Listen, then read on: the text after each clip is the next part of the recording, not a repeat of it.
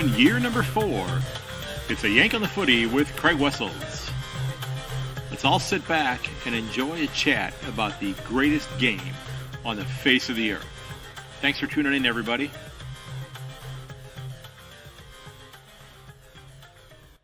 Hello, everyone, and welcome to episode 284 of A Yank on the Footy. I'm Craig Wessels, coming from Sandusky, Ohio. Hot Sandusky, Ohio. We had a very, very nice week of cool weather the first full week of the school year, and now we are up around 32 or 33. Not looking forward to that because there's no air conditioning and little ventilation in my classroom, so it's going to be a fun week. In this episode, I'm going to be sitting down to give you my preview for the 2023 NFL season. Not footy, but NFL. Did this last year, got it horribly wrong, I believe, if I remember correctly. Now, don't forget that if you're interested in having your local footy club getting a shout-out during an upcoming episode, drop me an email or shoot me a messenger note on Facebook or something on Twitter or Instagram. I love being able to highlight these clubs. You can send me a note on my website at yankonthefooty.com as well. The club of the episode this week are the Gin Eagles of the Mortlock Football League in Western Australia. This area is north of Perth, as is much of Western Australia, quite frankly. And they're having a very successful final season as their league and reserve side, along with their 3 netball clubs or teams, are already all in the finals, playing on the 17th of this month. And their junior football team plays this weekend with a chance to have all 6 teams playing for championships. And this club has been around since 1973. And I want to wish the Eagles the absolute best of luck in their finals contests this year and go out and get those flags. Now, before we jump into talking about the NFL, I have to just take a couple of minutes and talk about the other thing that has been occupying, in a good way, a lot of my sports viewing, if you will, quite frankly. Of course, the NFL is coming up here pretty soon. I don't watch all 16 NFL games each weekend. I'll try to do that with footy as much as I possibly can. But, you know, I'll watch my favorite team, the Cleveland Browns, play each week because it's as close as I can get to self-flagellation, I guess. But because they've been so bad for so long. But I think this year we might see some positive signs coming from the club. But I have just become absolutely enamored with, hell, I might even use the word smitten with watching cricket. And I've mentioned this in a couple previous episodes now, and I've not gotten to the point where I've decided to start watching Test cricket. I've not gone back and watched any of the Ashes or anything like that. I mean, that long format cricket. I don't really have the time to devote to that I would like to, but I've been watching the T20 cricket, and I've gone back and I've watched several games in the IPL, in the Pakistani League. I've watched games in the Sri Lankan League, things in the Caribbean Series as well. But now that some of the T20I cricket is happening, I'm absolutely enjoying the heck out of that. Mitchell Marsh has put on a heck of a show. The Australian side ran roughshod over the South African team, winning all 3 games they were playing this week. And, you know, Mitchell Marsh, Travis Head put on a show batting for us, the Australian team. And Sean Abbott did a great job bowling with 4 wickets in his 4 overs, surrendering only 31 runs. And I think that's a 7 1/4 or 7 3/4 rate of runs per over. So efficiency is the term that I'm looking for there. But like I said, I'm becoming more and more engrossed with this each and every day. And I've been watching also I watched New Zealand and the UAE play. Beautiful stadium, but I was surprised at how empty it was. Now, I don't know how many New Zealand citizens are going to be vacationing in Dubai in July or August. I guess this was August, actually, where it's going to be a little toasty. You know, New Zealand winters, Dubai summers. There's a bit of a shift between the two of those. But, you know, they then headed on to the UK to play against the English side. And Johnny Bairstow from England had a tremendous 86 runs from 60 balls as England's first batsman as they won the second game against New Zealand. Now, I know they've played the third. I have not looked ahead to see the score on that one yet. But I'm really enjoying this, and I've barely scratched the surface, as you know, and quite frankly, I've barely scratched the surface with footy. I've tried to scratch in more places, talking to local footy clubs and that sort of thing, but I'm really just enjoying the three-dimensionalness of cricket. And again, for those of you that don't know, I've spent most of my life, I'm 60 years old, as a baseball fan, a Major League Baseball fan here in the United States. But I became so disenchanted with baseball over the last number of years. And I'm not going to belabor that point too much, but there have been some rule changes which I think are going to do damage to the game. You had players and teams, a team that quite frankly actively cheated and then won the championship, the World Series back in 2018. And there was very little punishment for those players that had cheated. And I think they should have been banished from the game forever, in my opinion. But, as I've said, I've told my son, I've really gotten into this. My son is still a huge baseball fan. I helped him to become that. It's one of the things I'm proud of. But as he told me, he said, "Damn, Dad, you'll do anything to not watch baseball anymore, won't you?" And I think maybe he might be right.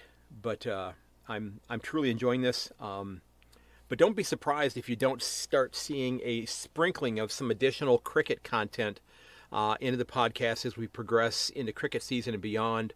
I'm still waiting to get it scheduled, but I've had a confirmation to sit down and talk with a gentleman who's the marketing director for Major League Cricket here in the United States. We were supposed to have that discussion Tuesday of this past week. He ended up having to travel that day. We've not rescheduled yet. I'm hoping to get that rescheduled here very soon. But also, for the record, I am still trying to make a decision as to which cricket team I want to support in the BBL. I have an idea of who I want to support, but I haven't narrowed it down yet. And any insight, and I guess I should let you know, I'm thinking that I want to support the team in Hobart. Again, my decision to support Geelong, I kind of went with a small town. The Ford connection was certainly there. I'm a little leery of Hobart only because one of their major sponsors that I see them wearing on their shirts is Cadbury. And quite frankly, chocolate's what got me into the position where I had to end up, losing and continue to lose weight. I'm now down 76 kilograms in the last 2 years, and I still have another 20 kilograms or so that I would like to lose, maybe a little bit more than that. I'm feeling pretty good. I've not been back on the scale in about 2 weeks, so I probably should get back on there. But like I said, I'm feeling pretty good, and I've not had any chocolate. So the Cadbury thing might end up being a deal breaker for me. So I might have to look at some of the other sponsors from some of the other clubs. And I don't know. I did see that the BBL had their draft, which was interesting because I saw a lot of people talking about the draft, and they were kind of skeptics of it because they said right after that, well, then they can go out and sign anybody else they want to that didn't get drafted, which, again, I have no clue how that draft works. But I saw where they, when the draft results, and they mentioned that the club in Hobart had drafted an American. Well, and I went and looked. I believe his name is Corey Anderson. Well, he's not American. He's living in the United States, but he's from New Zealand. And you've probably heard the name from local test cricket or T20 or test cricket, that sort of thing. You've probably heard this guy's name. I don't know much about him. I think he played in the MLC this summer here. But again, any insight in terms of which club I should support? Can I look past the Cadbury logo there? Yeah, I mean, I hate to say it. If I decide to support Hobart, I'm probably not going to be running out to support their major sponsor. Okay? As a Cat supporter, I do own 2 Fords. Okay? So I kind of put my money where my mouth is as far as that goes. But let's go ahead and jump into my preview for the NFL. Oh, one last thing before I do that, though. I am going to be getting a new order in of some of the stickers for the podcast. So I am wanting to share some of those with some folks. So I'm trying to figure out how I go about doing that. I would love it if maybe if you're somebody who would want one, that maybe you leave a review for the podcast over on Apple Podcast, and then maybe you send me a note with your mailing address, and I'll drop one in the mail for you. I've picked up, I've got, I believe, another 9 or 10 new, or the same sticker, but just 9 or 10 new ones that I can send out to people. So if you're interested in having one of those, leave a review over on Apple Podcasts, or leave a review over on my website at yankonthefooty.com, and then send me an email letting me know that in fact was you, and share your address with me, and I will get those into post for you as soon as they arrive here. Now, of course, if you want to order your own, and I've got a couple newer ones out there. I had a gentleman who's an Essendon supporter put a quote on Twitter that I turned it into a sticker because I thought it was really cool. Where I'd made some sort of a comment, and he said, "Wow, you must be the coolest bloke in America." And I thought, I like that, so I turned that into a sticker. And of course, if you haven't seen it, and if you're a Carlton supporter, you're not going to appreciate this, but I did have a sticker that I made up congratulating Lachie Neale for winning his second consecutive Brownlow last year. And it kind of took a little bit of a jab at the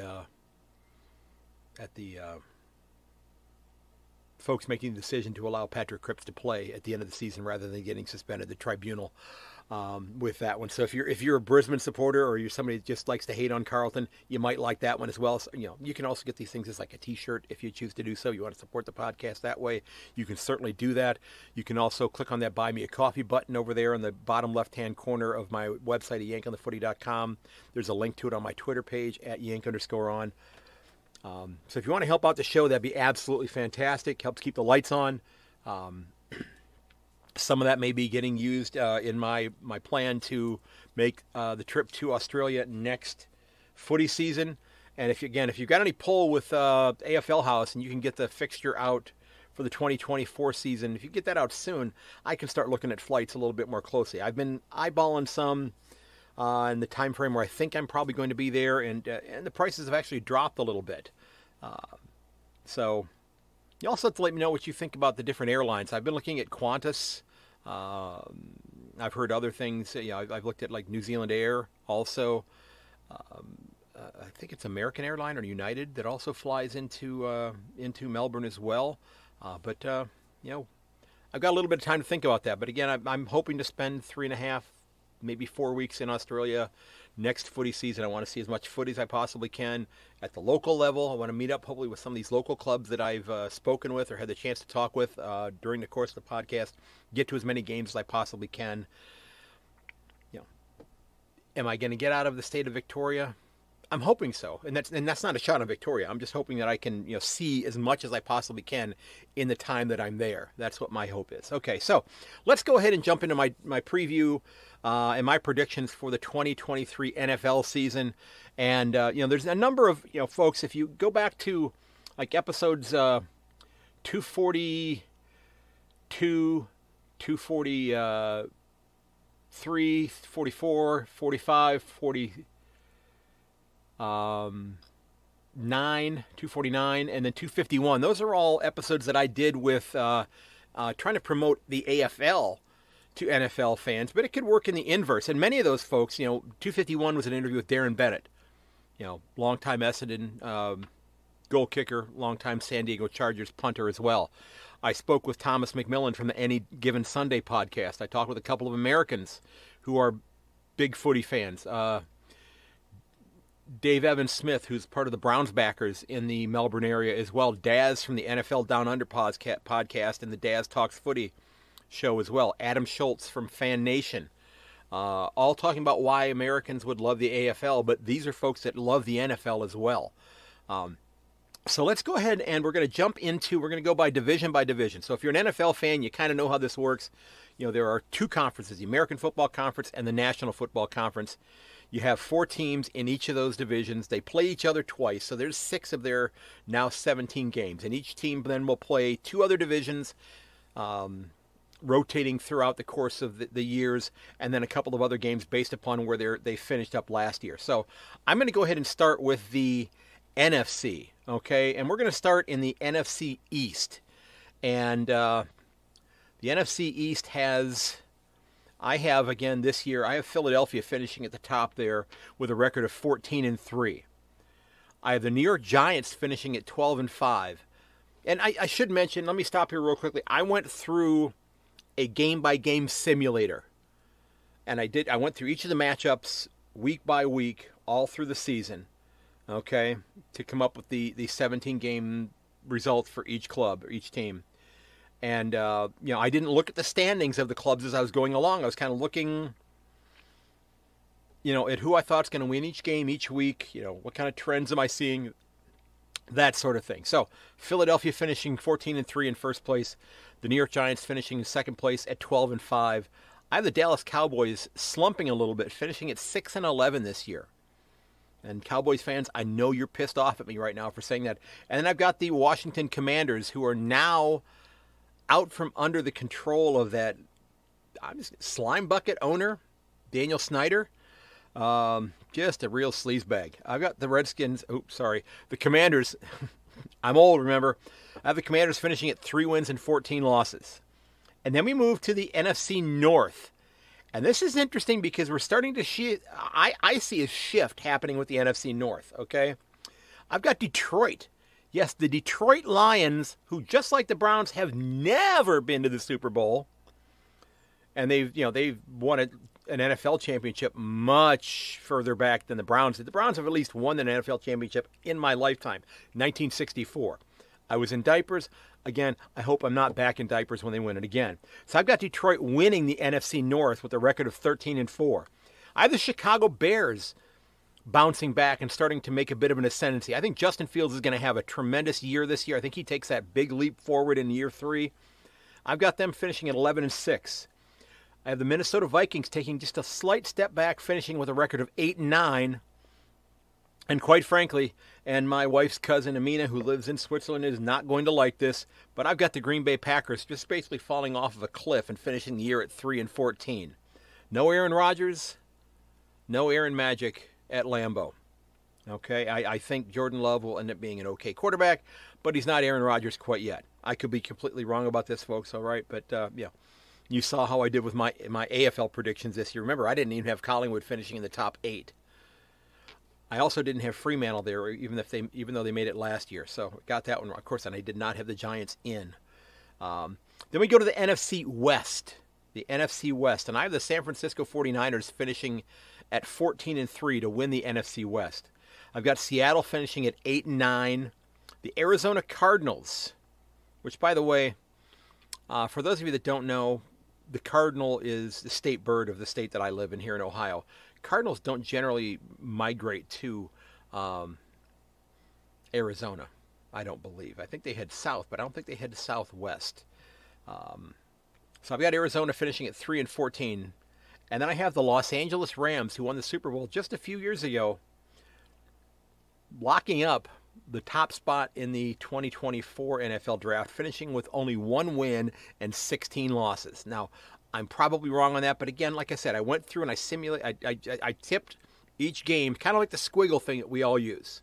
Okay, I went through and did that with every one of the 272 games of the NFL season this year. And I'll put a link to that website if you want to do this yourself.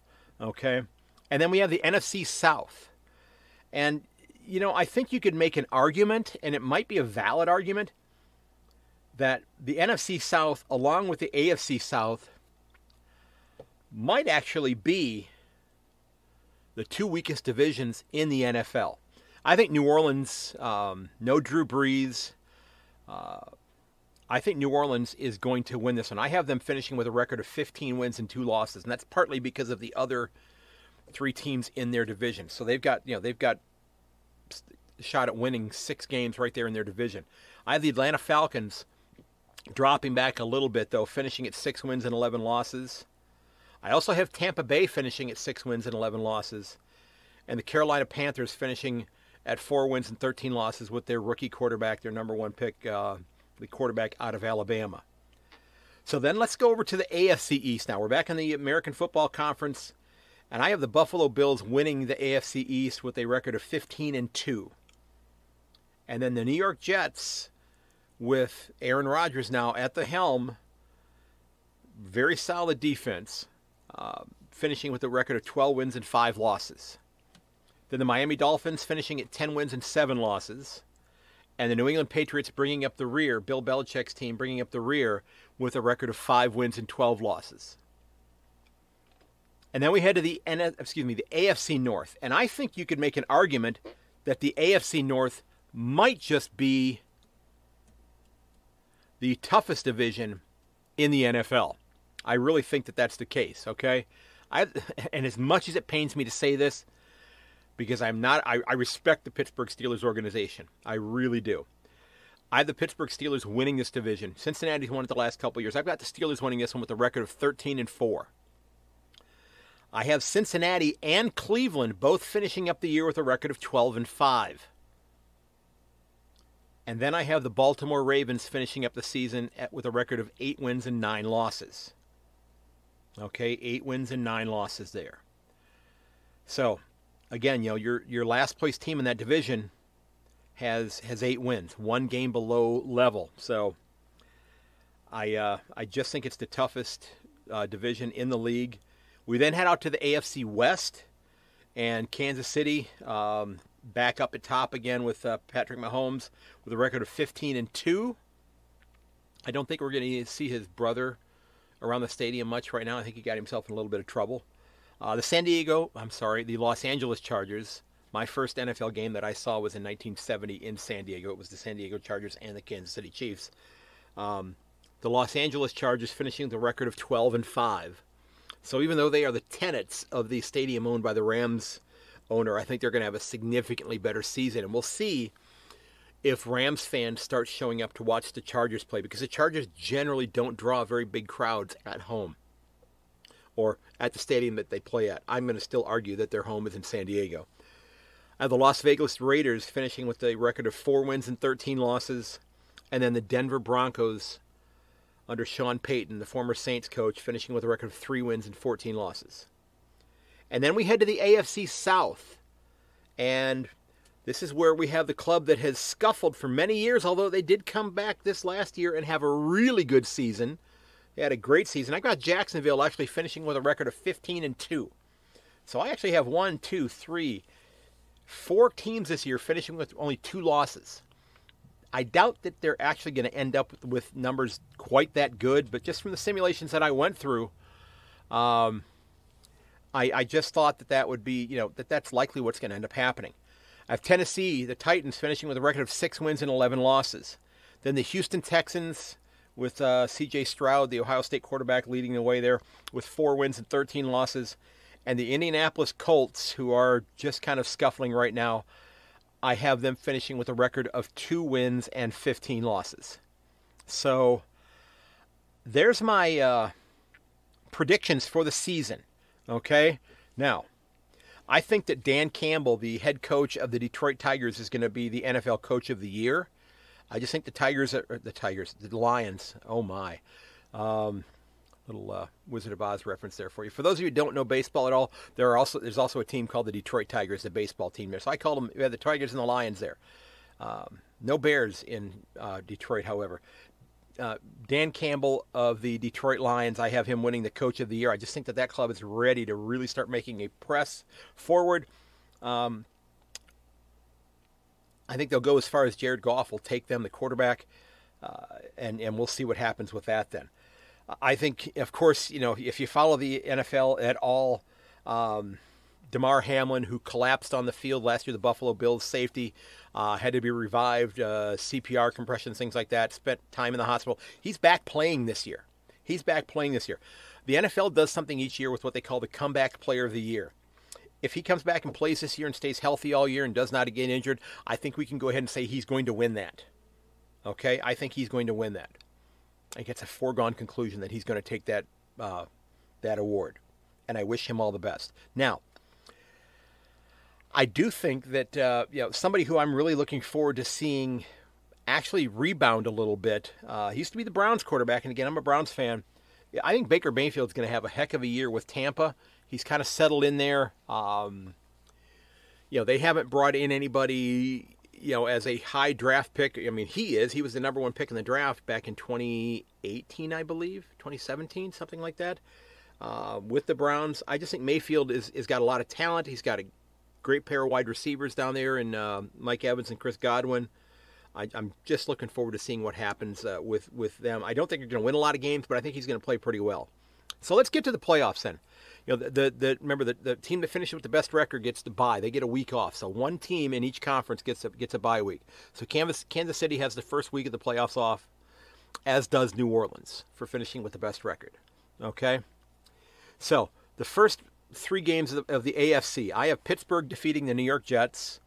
I have Buffalo defeating Cincinnati, and I have Cleveland going on the road and defeating Jacksonville. I think Cleveland's running game is going to work out well for them, and I have Cleveland defeating Jacksonville in Florida.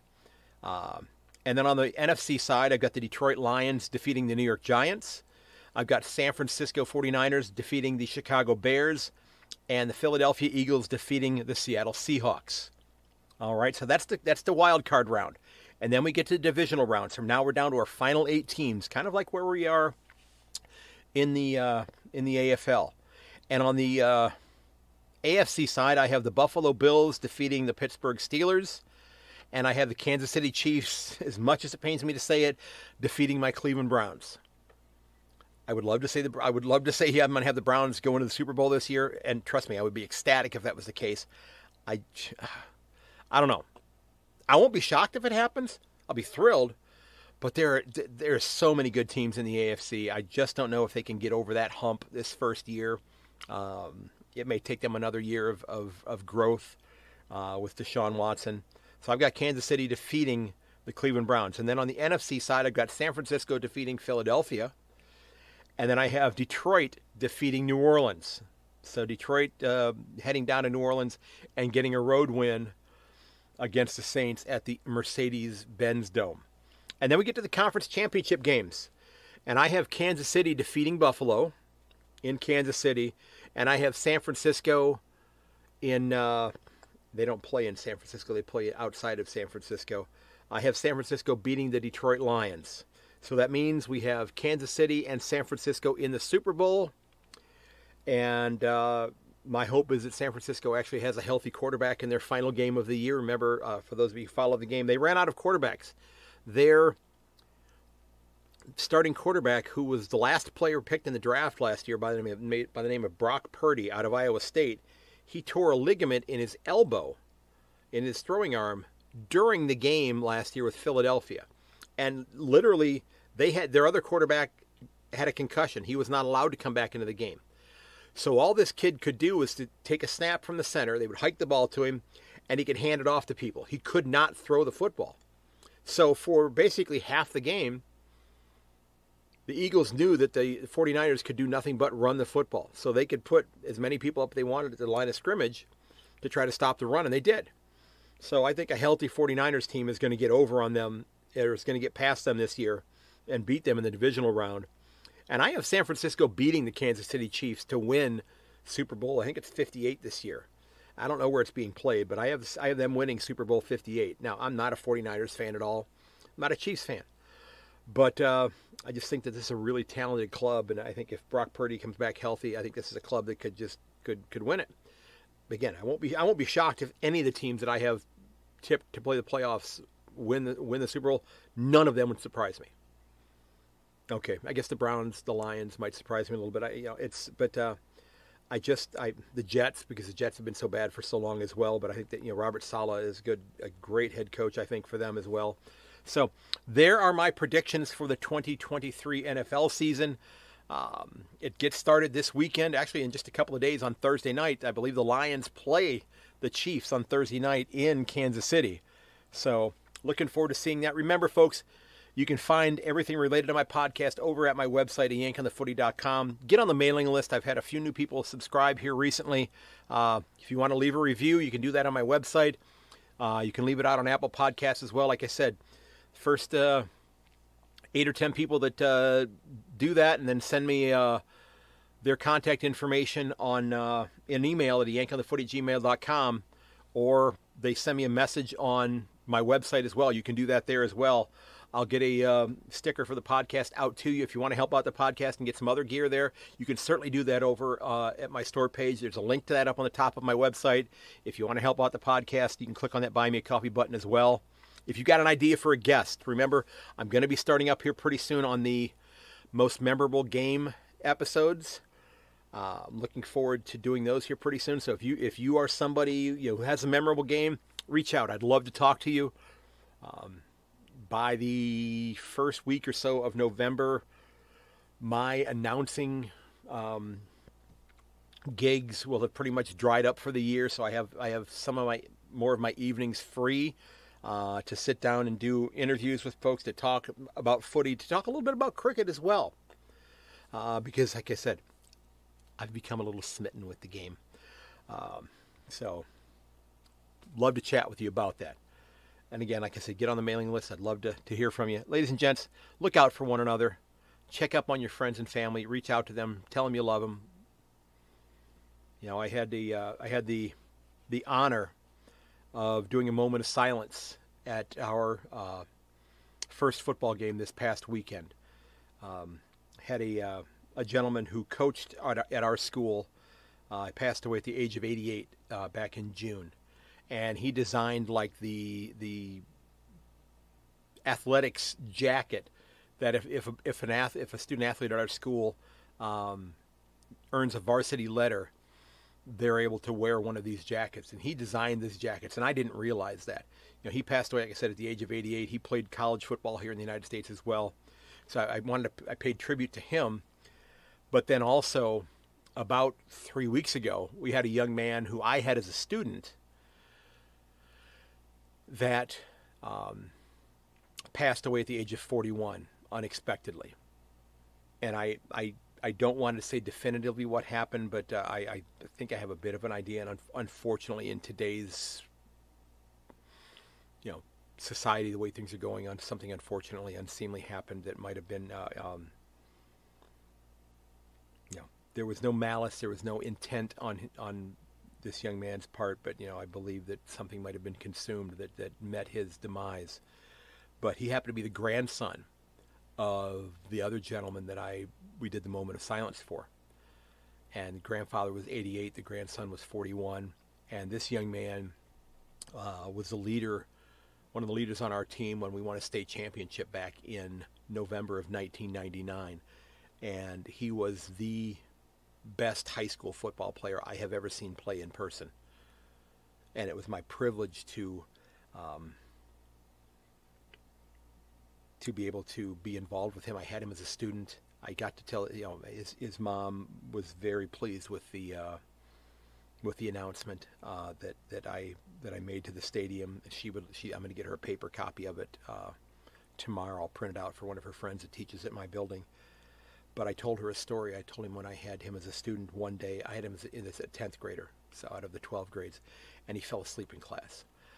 And, he wasn't the greatest of students. He was very capable, but he didn't always put as much forth as the effort that he needed to do to be as successful as he could be.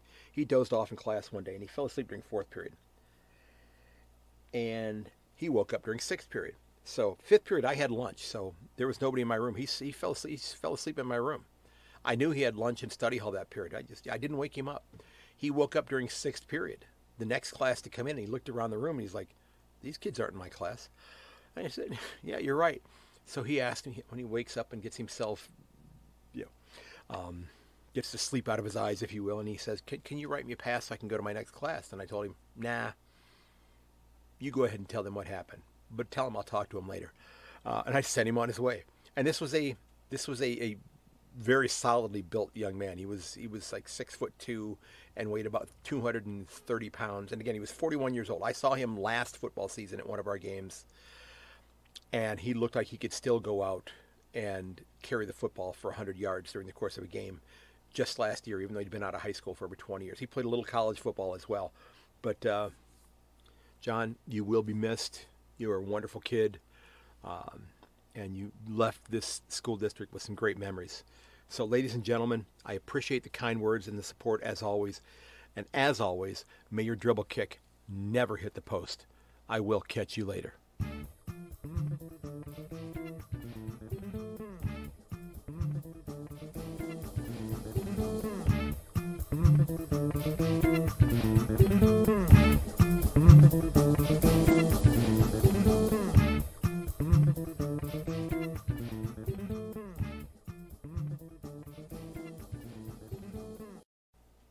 This has been episode 284 of A Yank on the Footy. Don't forget again that you can reach me at Yank_on Twitter, yankonthefooty@gmail.com. You can find me on Instagram. You can find me on Facebook, or to yankonthefooty.com.